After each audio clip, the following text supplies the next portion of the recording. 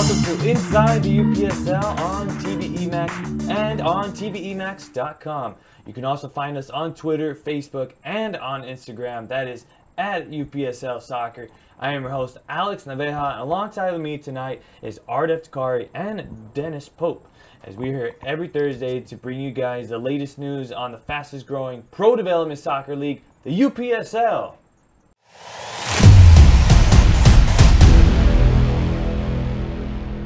We'd like to welcome you guys to Off the Top, where we bring you guys the latest news on the lower division soccer. First stop we have is Casimir Raoul from the Palm Beach Spartans, the best striker in the UPSL. I would like to start off with Dennis. Go ahead. All right, sure. Yeah, I'll jump in there. You know, he's really been scoring a ton of goals lately, and I think, you know, really lightning quick wing forward type. You know, I think everybody around Florida knows about him, and his reputation is starting to grow nationally. He was on the UPSL's all fall season team, so he does have a reputation, you know, league-wide so far, and he's just bagging goals left and right for Palm Beach Spartans. They're really relying on him to produce numbers, and he's getting the job done. So because of the job that he's been getting done, can this be the first UPSL MVP coming out of Florida? Well, he's a strong candidate, that's for sure. I think if Florida has had a candidate for UPSL MVP so far, he's the strongest. What about you, Art? Yeah, I mean, in that last game where they beat Hurricane FC, they were down 2-0. They end up winning 3-2. All three goals coming like in the last 10 minutes. You know, two of them from Casimir. You know, that canceled out a brace from Taylor Brummett, and what a great game he had. And then, though, the winning goal from Ronaldo Voltaire, I mean, perfect way to win, plenty of excitement. Like I said, two goals from Casimir, one in the 80th minute, one in the 85th minute. Obviously, he's showing that he can score goals, you know, anytime. Doesn't matter whether they're winning or losing, and you know how much time is left on the clock. He finds a way to get it done. Yeah, I first heard about him early last season. People started to text me, hey, have you seen this guy Cazo? And I was like, who is this guy? So I started texting team owners, and they said, yeah, Casimir Raoul, he's the real deal. You guys should really follow him, make sure that you know who he is, and see his highlights, because he's really something special. And I think, you know, everybody's getting to see finally on MyCujoo what he can really do, and I think it's exciting. So speaking of MyCujoo, now the UPSL goal of the week is finally just about underway, and I know that's almost coming up. What do you guys think this is going to mean now, another year for the UPSL goal of the week? Well, such a success last season that we had to try and bring it back for this season. A lot of teams and players are asking for it, and they want to make this promotion a real thing for the UPSL. And so the Right Stuff, a partner of the UPSL, has stepped up and decided to sponsor the weekly winner and also the season champion with a series of product placement prizes for the weekly winner. And then there's some very exciting things that they have planned for the season champion, including a substantial cash prize and the ability to be a brand ambassador for them, or what they call a I forget the term that they use, but basically a brand ambassador for the Right Stuff. And I don't think that's an opportunity that comes around very often, especially for UPSL athletes. So this is a really cool deal, and I'm really excited, you know, to be able to announce this on behalf of the league. The UPSL goal of the week was something that created a lot of traction and a lot of traffic for the league on social media last season. So it's going to be a real cool deal to see it return. Does that mean the person that wins, you know, hypothetically speaking, when we get to that, does that mean, will there be a message saying that, hey, you won the goal of the week, so you got the right stuff? If you want to, you know, perhaps pitch them that idea, maybe. I don't know if they're marketing that way. I think they're trying to do their own thing, because they're a NASA-inspired and NASA-created product, so they're kind of using the marketing that way. But the Right Stuff, like from like the 80s, is that what you're talking about? Like, yeah, that was your favorite band back then. That favorite Whitesnake? No. New Kids on the Block. Come on. I know you had their poster in your room. You used to always tell, you know, your friends to hang tough. Maybe my wife, but not me, right? Not me. Dennis does look like he would have that in his room, right? I agree. Yeah, I am the oldest, so I guess it'd have to be me, if anybody, right? You gotta hang tough. So, what the cat? Right, you're talking about the cat with the little inspirational posters that say like "Hang Tough." Well, I was thinking more of that song "Hang Tough." Oh, see, but yeah, I'm going back to like the late '80s. Yeah. Okay, I know what you're talking about. Despite me being maybe the youngest guy here, but I know what you're talking about on that one. But all right. Now, awesome. We're impressed. So we're all on the same page now. We are. We all know what we're talking about. Hang tough.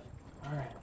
So Now, how about the people, the players that have started making some nice web jams and have been making some great goals before this contest was even announced? Right, What's going to happen there? right. The season's been going on now for 7-8 weeks, I think, since it started here in Southern California and Florida and some other places. And we have seen some great goals so far. So we're putting some ideas together, trying to think about what we want to do with the goals that have been presented so far. And you know, we might do a contest along with the first week's contest. We might do something a little bit different. We're open to ideas, but we are going to incorporate the 4 best goals that we've seen so far this year into a contest to include them as part of the overall competition.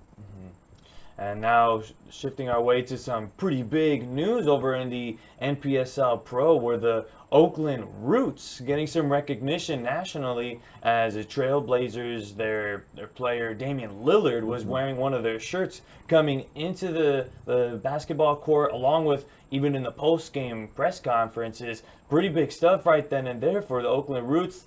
Big recognition right then and there. What is this going to mean for the league? Well, Oakland Roots is a team that hasn't even taken the field yet, right? NPSL Pro and Founders Cup is still a ways off, but they're an organization already. They have really smart marketing, smart apparel, a great logo happening for them already. That's caught a lot of attention so far. And Damian Lillard, you know, being from Oakland, he's grabbed onto that and he thinks it's cool. And so he wore one of their T-shirts the other night during a playoff game, right? And I don't think, you know, a UPSL level team or a lower division team has had a more successful marketing push, you know, and free marketing push at that. You know, what is that worth to a club, you know, to be able to see their product, their logo, their, you know, their apparel on a big time, you know, top tier 4 sport athlete, you know, playing on national television, right? I don't think that's the kind of marketing you can pay for. So Oakland Roots is, you know, already hitting the ground, you know, with a successful marketing campaign. The company that they use to make the shirts is already well known in Oakland. It already does a lot of community projects there. So it's already a company that's sort of working within the community. And so Damian Lillard already knows about this company. And so I think it's just really working. You know, and they're working there with the community. They've made some, you know, fantastic strides, and there's a lot of excitement for Oakland Roots. And I think, you know, that kind of groundswell of support for a team is rare, you know, in America right now, and they're really, you know, using it to their advantage. You know, what would it take to see like a UPSL club get some of their stuff on somebody, you know, in the NFL walking into their arena or whatever? You know, they would have to be a hyper localized thing or something that's so super cool in terms of the logo that's ubiquitous with sports now. And you know, are there logos out there in the UPSL that can reach that level? I think so. I think it just takes, you know, smart marketing, the right kind of push at the right time, and timing's everything. I mean, getting it on national television during the NBA playoffs is, you know, something that they'll never be able to replicate again. You know, that first time seeing Damian Lillard in an Oakland Roots shirt is going to be something that's iconic for that club, you know, the rest of their history. So, you know, kudos to them. That's awesome. I just think it's fantastic. Mm-hmm. You can see him walking in with the shirt on, and even during the press conferences, those couple seconds, couple minutes of fame actually do make it actually count. A lot of people question, hey, what's that on his shirt? Who is this Oakland Roots team? So it's going to be really interesting to see what's going to come up for the Oakland Roots coming right up. What do you think about NPSL Pro?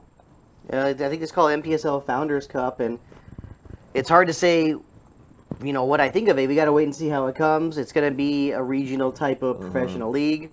I think it has a chance to do well, but like you said, like for many things, we got to wait and see how it goes. But, you know, continuing on with this, you know, what we call this advertisement, right, for Oakland Roots, I mean, that's great. I'm impressed by it. I think it's even way better than that, like, that movie with, like, Vince Vaughn and Owen Wilson, where it was advertising Google the whole time. I mean, it was terrible. It was bad. You're going to have to tell us with about Vince that Vaughn movie, and Owen Wilson, where they were working at Google? Yeah, the internship. Okay, it gotcha. was terrible. Yeah. What is that? So I mean, like, this is great advertising. I see. By Oakland Roots. I mean, this is just spot on, genius. It's guerrilla marketing at its best. I mean, you know, being able to get your logo out there in a space that's not at all associated with soccer is genius. You know, it's absolutely fantastic for them. So, you know, we would love to be able to see, you know, Bavarian on somebody, you know, or some, you know, Cal United or Cal FC or LA Wolves or, you know, Mass United, somebody, you know, walking around with that kind of prestige as an NBA player, you know, walking into the arena with that. That'd be, you know, that'd be a famous moment in the history of the league if that's something like that would happen. I think, like I said, that'll be a historic moment for them going forward.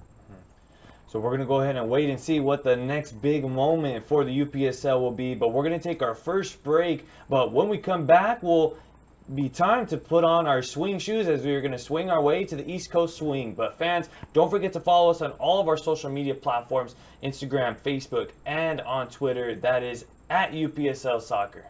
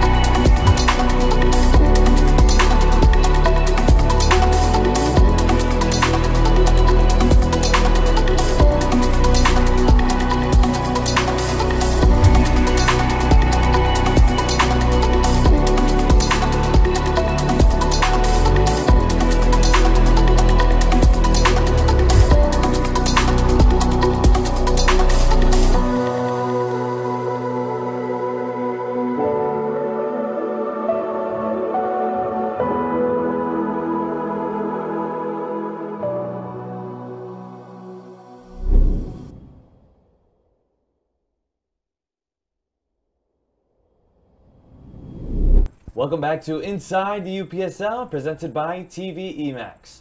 Now it's time to swing our way over to the East Coast swing as we talk about the pressing topics in the UPSL East. First off, we're going to talk about Florida as they've been getting a lot of viewers over in MyCujoo. Why is this, gentlemen? What's going on? It might be game times. It might just be the interaction that those clubs already have with their fans and how much they've advertised their games on MyCujoo. But yeah, they're drawing a ton of numbers, especially Port St. Lucie United, PSL United.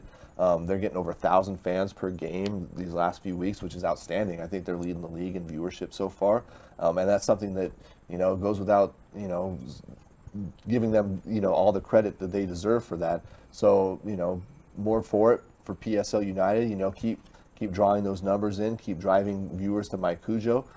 Everybody loves it. You know, that's a fantastic thing for the partnership. So, you know, how do we get more teams to get to those kind of numbers there in Florida? Maybe PSL's got some best practices that they can share with some other teams. But yeah, that's a really cool thing. And not only on MyCujoo, but some of the teams down there have been drawing big crowds as well. I know that they got around 2,000 people for the Tropics versus Clay County game this past weekend, which is phenomenal. I mean, that's the kind of numbers that, you know, really push numbers in your location. So, you know, Florida's doing something right. Christian Villejos, the conference manager, you know, he's done a great job bringing in some really high-profile teams, Boca Raton, the Tropics, a bunch of really solid clubs that he's made the UPSL Florida substantial lower division place in soccer. So sharing is caring, like you said, and plus $2,000 would be pretty nice, I would say, to have on our back pocket as well. But now we're going to shift our way over to the Southeast as the Baltimore United FC defeated the world-class Premier Elite on the weekend. What were the results of this one? Well, Baltimore United FC won 2-1 against world-class Premier Elite. And they said, you know, this was the first matchup between these longtime Maryland rivals, and, you know, definitely an exciting game. And right now, both teams currently have 12 points in the standings, so very exciting. But World Class Premier Elite has a game in hand, so we got to wait and see how things go. You know, having that game in hand is huge. Yeah, it's back-to-back losses for World Class Premier Elite. They dropped their U.S. Open Cup qualifying 4th round match, and then they come back and they drop this game. So it's a tough stretch for them right now. So moving forward, what would world-class Premier Elite have to do to get out of that slump right now? Well, maybe play a lesser team or two, to build some confidence.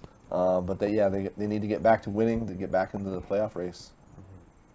Now let's shift our way over to the Atlanta Caribbean, as there was a tie game right then and there, 2-2 ball game with the Seas Jamaica and the Forest Rover going on that one. Are we expecting something to brew going forward, or is I think it could build the rivalry there a little bit at the top of the table. There's several teams there in the Atlantic Caribbean who are still in the mix. But this one was the marquee matchup of this last weekend, and to end in a 2-2 draw kind of leaves both teams sitting in the same position where they were when they started. So no ground to be given, no ground to be taken so far. But this does provide an opportunity for those teams that are sort of 3rd, 4th, 5th, 6th to kind of climb a little bit in games, so gain some ground on them. So I think it depends on how you want to look at this match. It doesn't seem like there was anything extracurricular happening so far, in the results from this match. It just looked like it was a good, clean match, a 2-2 draw, and really good, solid atmosphere, there where they're playing. They got a good location, and it was a really fun match to watch. So some big things going to be coming up for those two. Looking forward to see if any rivalries are come up. As I always say, rivalries can be pretty good for the sport, right? Oh, yeah.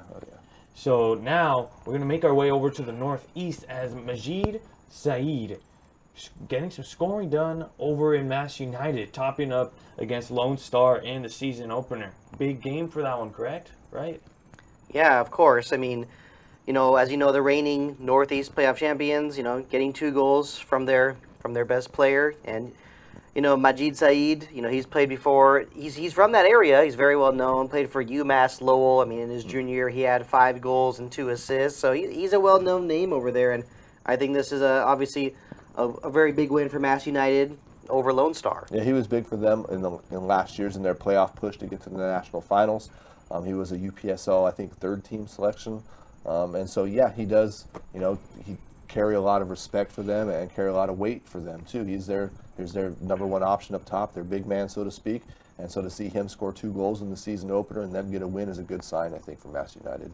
Do you think he should be seen as a captain, a role model of the team, somebody that the players should look up to? Well, it's hard to say what his actual role is on that team without seeing it up close and firsthand.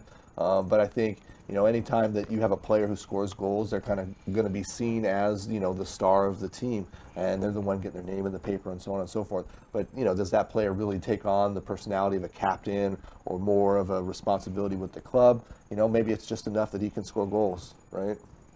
I would agree, especially on that. Now, let's make our way over to the Midwest as the Indianapolis Old Boys, like we talked about last week. It's BHOYS, right, not BOYS. Their player Tim Shackleton's goal is all over the internet. Do you think this could be a contender already for a goal of the week or potentially goal of the year? Maybe. We talked about the potential for some of the early goals to be collected. This would definitely be one of them. He strikes this first time on a goal kick from his goalkeeper. I don't know if it's a goal kick or a punt, but it came from the keeper, bounced once, and he hit it, volleyed it, midair, upper 90, just beat the keeper. It was a sweet, sweet goal. I'm sure if you look around on UPSL's Twitter or Facebook, you'll find the goal.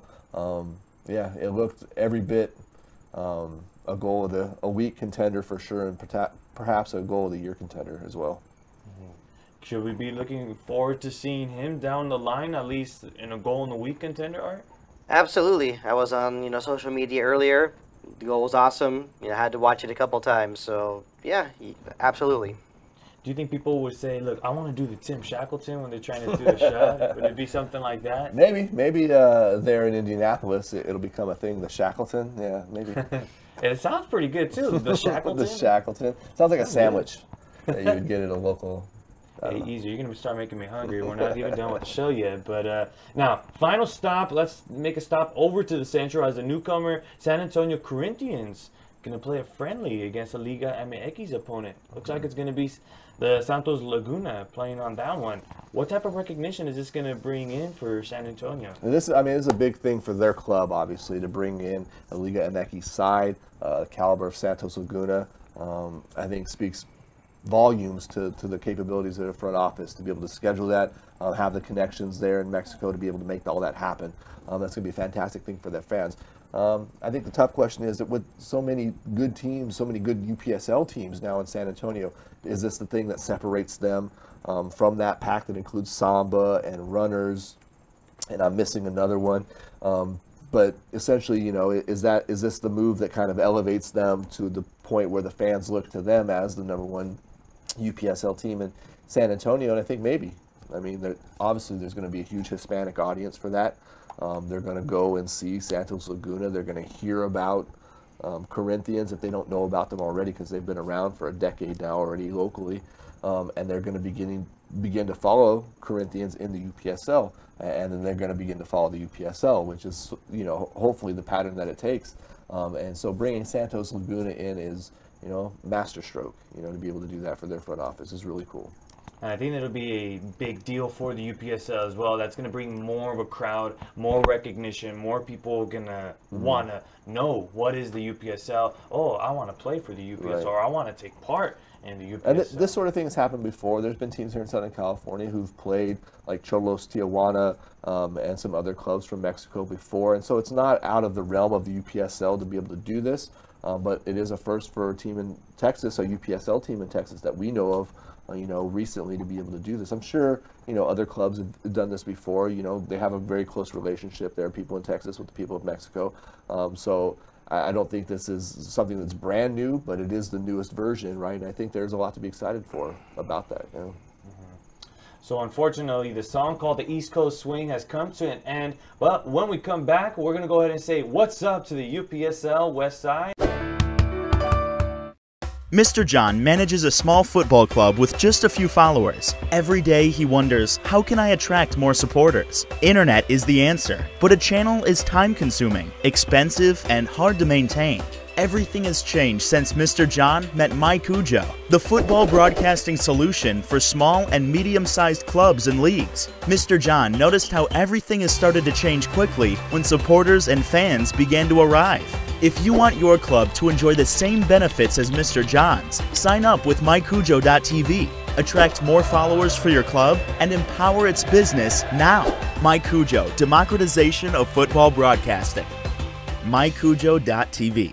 Welcome back to Inside the UPSL, presented by TVE Max. And now it's time to say, what's up, UPSL West Side? As we start off with the Southwest, Sporting AZ FC going against FC Grande. Season opening set for May 4th. Can a rematch resume? And as far as like the rivalry is concerned, is that rivalry going to come back? I think this is the one that we can look forward to progressing in seasons to come. They played in the playoffs last season. Sporting AZ, you know, has a great program. I don't think anybody questions what their ability is. So to see FC Grande sort of rise up and try and take a spot away is going to be motivation for Sporting AZ. I think it's going to be an important thing for them. Competition in the Southwest has been light. So to see, you know, teams that have, you know, positive caliber the way FC Grande does is an important thing for Sporting AZ and their progress. They want to be able to play against quality teams, and so I think, you know, anything that sort of sparks interest in this matchup, and it's always, you know, in a rivalry setup, it's not the first punch, right? It's how that second punch reacts and how it progresses after that. So I think if FC Grande can put on a good show, you know, get a result, I think it could do something for the rivalry going forward. I think it should be a really good matchup considering how good Sporting AZFC is. And I think it'll be pretty tough for FC Grande to be able to take on Sporting AZFC. It will be, yeah. So now let's shift our attention over to the mountain region as Boise FC and San Juan FC are going to renew their rivalry this Saturday. Any predictions on that? Oh, it's probably going to be high scoring, I would think. You know, we could probably see 4-3 or 5-3 or something like that in this game. I think they're playing indoors at San Juan, and so the conditions will be good, which will probably lead to a lot of scoring because both of these teams have a lot of good attacking talent. So, yeah, I think I'm probably dead on with that. It's probably going to be 3-2, 4-3, something like that. There's going to be a bunch of goals. It's going to be like Man City and Tottenham today. Somebody I think is still scoring in that game. So, yeah, I think this will be just the same way, 5-4, something like that. a lot of scoring going on, and it seems to me like rivalry seems to be the theme in tonight's show. A lot of rivalries going up, a lot of matchups coming up for the UPSL. But now the Pacific Northwest, as the first scheduled game in Alaska, looks to be coming up in June 7th. Can this be the start of something big over there in Alaska? I think so. I mean, it takes time to grow the division, but this is a start. I mean, it sounds exciting, right? Alaska City FC against Arctic Rush. I mean, like the names of the team, had to bring in Arctic there. Genius. But yeah, this could be the start of something big, and it all depends on how things go from here on out. More teams join the league, the better. Maybe eventually you start getting two different divisions or two different conferences in Alaska. Yeah, this is exciting news. I think to even have this game on the schedule already matched up for June 7th, which is 6 weeks or more away still, but to have that as a day to mark on those people's calendars is big. To be able to look forward to a UPSL game in Alaska, I think it's a grand. It's going to be a grand affair for Alaska and for the UPSL. It's going to be really, really awesome. Definitely, probably the biggest news in Alaska. I mean, I remember during 2008 there was some kind of election. I don't think there was anything big coming out of Alaska. No. So this is really, really important. For sure, the biggest thing ever to happen in Alaska by far. Definitely. And then I think you can definitely say some more viewers over in MyCujoo for this. Hopefully, hopefully those teams get their MyCujoo platforms up and running, and we're able to really get a good look at the facilities that they have there and the talent that they have there. I think that's the most important thing. People want to see, what's going on with Alaska soccer, what's the level, and so putting MyCujoo up is going to be a big factor for that. Can we expect viewers to go as high as Florida? Or I don't think it's a start, but I'm going to be watching, so they got at least one, right? But so it's because you're watching, that should count as 5 or 10 viewers? No, I'll stick with just one for now, thanks. So now let's focus on NorCal. And gentlemen, please answer me this question. What is going on with Nevada Coyotes FC, Real San Jose, and Oakland Stompers? What's going on with these teams? I mean, they've been a bit of a slump with the three of those teams combined currently. They're kind of all pretty bad right now. Combined 1 for 9 so far in their games, 1 victory over 9 matches. And I think the only win amongst those 3 teams is by Nevada Coyotes. And all 3 of those made the playoffs last year, so up there in NorCal. So it's been a tough start for them. I don't know why so slow getting going, but that's going to be a tough way to start the season. They're putting themselves in a hole to start, and allowing teams like Contra Costa and the Pajaro Valley. What did I pronounce? I don't know if I pronounced Pajaro. Pajaro. There you go. Reading Royals also. Reading Royals, to get off to good starts, and it sort of turned the league upside down a little bit, or the division upside down a little bit. So it'll be interesting, certainly, to see if they're able to rebound and make something of this season. What about you, Art? What are your thoughts as far as these 3 teams currently? Well, look, the division, it's called the Wild West for a reason. And this is exactly what we're seeing. We're having some strange things happen. It's unexpected, but we know what everyone says, you snooze, you lose. If you don't bring in your best squad, if you don't come in with the right game plan, if your coach isn't doing his homework or preparing their players, these kinds of things are going to happen. And there is a lot of time left in the season. There's still a good amount of games left to be played, but all 3 of these teams, like Nevada Coyotes, Real San Jose, Oakland Stompers, they gotta wake up. That's what they gotta do. Nothing more. Yep.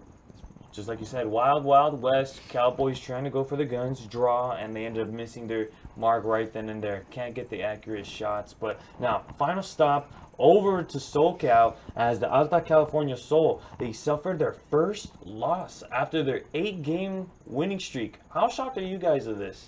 Well, it had to happen sometime, right? Statistically speaking, they're going to have to lose a game at some point. They'd won 8 to start the season, which is a fantastic start to their UPSL debut inaugural season. They're really putting themselves in a really solid position there to be promoted after this season to the Pro Premier.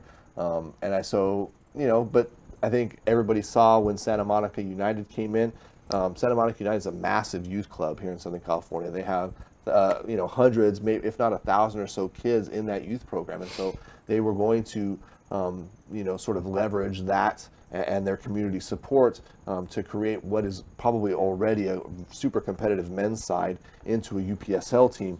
And so the talent was already there. It just took probably getting their feet under them a little bit in the UPSL to start cranking out results. And I think we should probably look for more of this from Santa Monica United. They're a real contender in the championship division. Art and I talked about them on the podcast several weeks ago as possibly being a team that could see themselves in a position to be promoted later this season. So this game, if they get a chance to play again, for promotion or down the season or whatever, will be probably the best game again to watch in the championship division. So are you saying that Santa Monica United could be the new team to be promoted here? With a 2-0 victory over Alta California Sol, I mean, that's a pretty solid performance. Most people would look at that and say, hey, that's a clear signal of their intent, and I think, at the same time, Alta California Sol had to face a loss at some point to sort of recalibrate. They weren't going to go through the season undefeated, I don't think. This sort of resets everybody.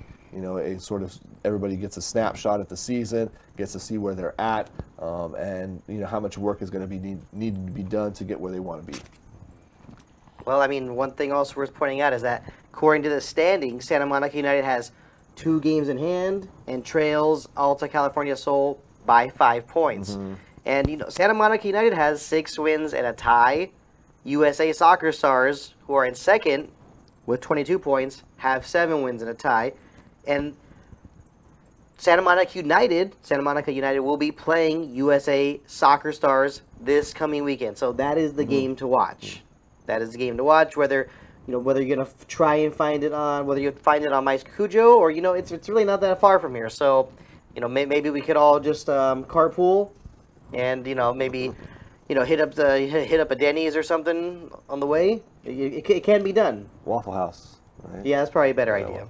Yeah, I like both of those ideas, but there you heard it, guys. Art is going to be carpooling the game and driving us over to the Santa Monica United game, but that's all the time we have left here in Inside the UPSL. We thank you so much for tuning into tonight's show, and of course, as always, thank you to Dennis Pope and Art F. Dakari for being on the show, and I was your host, Alex Naveja. Thank you so much for tuning in. Have a happy Easter, everybody.